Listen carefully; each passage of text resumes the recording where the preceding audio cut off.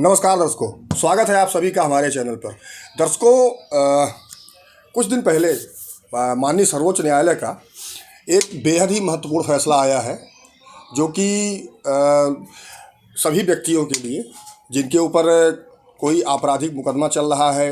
या कोई सिविल वाद चल रहा है, उनके लिए बहुत ही महत्वपूर्ण फैसला है। हम सभी जानते हैं कि अगर किसी व्यक्ति के ऊपर कोई एफआईआर हो जाती है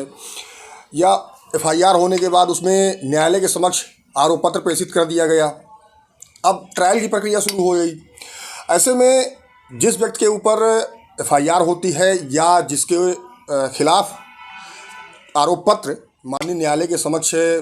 भेजा जाता है, तो उस व्यक्ति की कोशिश ये रहती है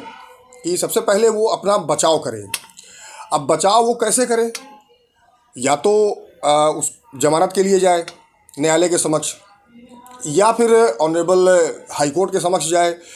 वही पिटीशन लेके जाए और वहाँ पे ये मांग करे कि भाई ये जो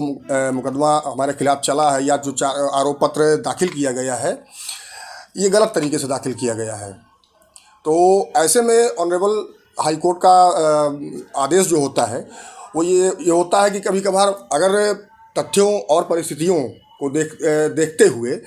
ऑनरेबल हाई कोर्ट को ये लगता है कि नहीं भाई, मामले में कुछ ना कुछ लैचेस हैं, कुछ कमियां ज़रूर हैं, तो उस व्यक्ति को स्टे मिल जाता है। यानी कि जिसके खिलाफ आरोप पत्र न्यायालय में दाखिल किया गया है, उसको वहाँ से स्थगन आदेश मिल जाता है कि भाई अगले आदेश तक जो ट्रायल कोर्ट की जो कार्रवाई है वो रोक दी जाती है। अब इसी को लेकर ऑनरेबल सुप्रीम कोर्ट का एक बेहद महत्वपूर्ण फैसला आया है। तो आगे हम उस फैसले के बारे में आपको बताएंगे और बताएंगे कि फ़ैसला क्या है और उस फैसले से कैसे जो जिन व्यक्तियों के खिलाफ कोई मुकदमा है वो प्रभावित होंगे या कैसे उनको फ़ायदा होगा उससे। दर्शकों, अगर आप नए हैं तो चैनल को सब्सक्राइब जरूर करें। तो दर्शकों, अगर किसी व्यक्ति के ऊपर किसी आपराधिक मुकदमे में कोई एफआईआर हो जाती है, तो उस व्यक्ति की कोशिश यही रहती है कि सबसे पहले उस एफआईआर से बचा कैसे जाए। मान लीजिए कि जिसके खिलाफ एफआईआर हुई है उसको लगता है कि उसके खिलाफ गलत एफआईआर हुई है, गलत धाराओं में एफआईआर हुई है, गलत तरीके से एफआईआर हुई है, तो उसकी कोशिश ये रहती है कि बचाव किया जाए किसी तरह। अब उसके दो तरीके हैं। या तो आदमी जिस व्यक्ति के खिलाफ एफआईआर हुई है वो जमानत कराने के लिए तुरंत न्यायालय के समक्ष हाजिर हो,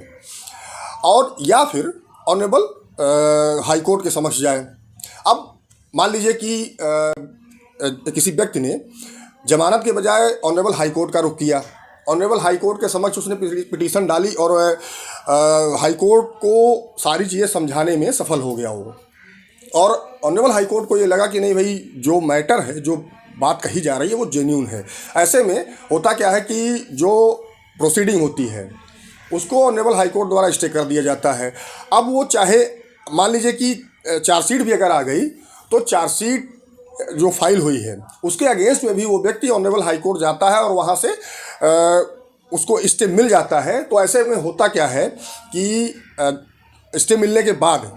जो ट्रायल कोर्ट की कार्रवाई होती है उस व्यक्ति के खिलाफ, उसको रोक दी जाती है। यानी कि उस व्यक्ति के खिलाफ अगले आदेश तक कोई भी कार्रवाई नहीं की जाएगी। अब इसको लेकर 2018 में ऑनरेबल सुप्रीम कोर्ट का एक जजमेंट आया था। उस जजमेंट में ये कहा गया था कि अगर किसी व्यक्ति को सेशन न्यायालय से, यानी कि जो डिस्ट्रिक्ट कोर्ट है, डिस्ट्रिक्ट कोर्ट में सेशन कोर्ट होती है, सेशन कोर्ट से अगर किसी व्यक्ति को कोई स्टे ऑर्डर मिला है, कोई स्थगन आदेश मिला है, या ऑनरेबल हाई कोर्ट द्वारा किसी मामले में किसी व्यक्ति को स्टे दिया गया है, तो वो 6 महीने बाद ऑटोमेटिकली ख़त्म हो जाएगा, यानी कि वह स्वतः समाप्त हो जाएगा। हाँ, ये ज़रूर है कि वो जो संबंधित कोर्ट है, यानी कि जिस कोर्ट से स्टे मिला है, वो कोर्ट अगर स्टे को बढ़ा देती है तो वो आगे मान लिया जाएगा, अन्यथा 6 महीने के बाद वो स्टे अपने आप वैकेट हो जाएगा, यानी कि वो समाप्त हो जाएगा। कभी जो ट्रायल कोर्टें हैं वो करती क्या थी कि जैसे 6 महीने तक अगर किसी ने कोई स्टेटस रिपोर्ट दाखिल नहीं की या ये नहीं बताया कि स्टे चल रहा है कि नहीं चल रहा है, तो ऐसे में ट्रायल कोर्ट जो है स्टेटस उस व्यक्ति से पूछती थी कि भाई आप अपना स्टेटस दाखिल करिए कि आपका जो स्टे चल रहा है ऑनरेबल हाई कोर्ट से या सेशन कोर्ट से, उसमें क्या चल रहा है, वो स्टे अभी है या नहीं है। ऐसी स्थिति में उस व्यक्ति को जो स्टेटस रिपोर्ट होती थी वो दाखिल करना पड़ता था कि भाई साहब ये हमारा स्टे अभी चल रहा है और ये वैकेट नहीं हुआ है। लेकिन अभी कुछ दिन पहले ऑनरेबल सुप्रीम कोर्ट का एक बेहद महत्वपूर्ण जजमेंट आया, और भी कॉन्स्टिट्यूशनल बेंच का आया है, 5 जजेस की बेंच का जजमेंट आया है। उस जजमेंट में ये कहा गया है कि जो 2018 का आदेश था, यानी कि जो 2018 में आदेश आया था कि जो स्टे ऑर्डर्स हैं वो 6 महीने बाद स्वतः समाप्त हो जाएंगे जब तक कि संबंधित न्यायालय द्वारा उसको बढ़ाया न जाए। तो ऑनरेबल सुप्रीम कोर्ट ने इस आदेश को ओवररूल कर दिया, यानी कि वो आदेश अब ख़त्म हो गया है। अब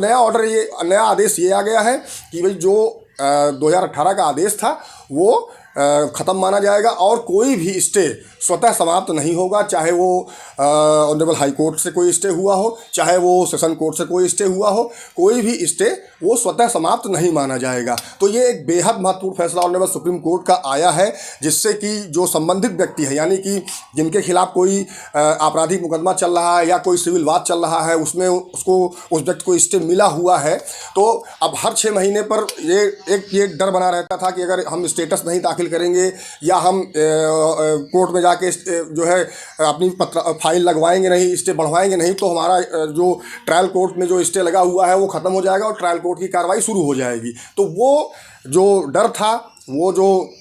एक संशय बना रहता था दिमाग में, वो ऑनरेबल सुप्रीम कोर्ट ने ख़त्म कर दिया है। अब जो 2018 का आदेश था वो पूर्णतया समाप्त हो गया है। किसी भी मुकदमे में अगर कोई स्टे चल रहा है तो वो 6 महीने बाद वो स्वतः समाप्त नहीं होगा।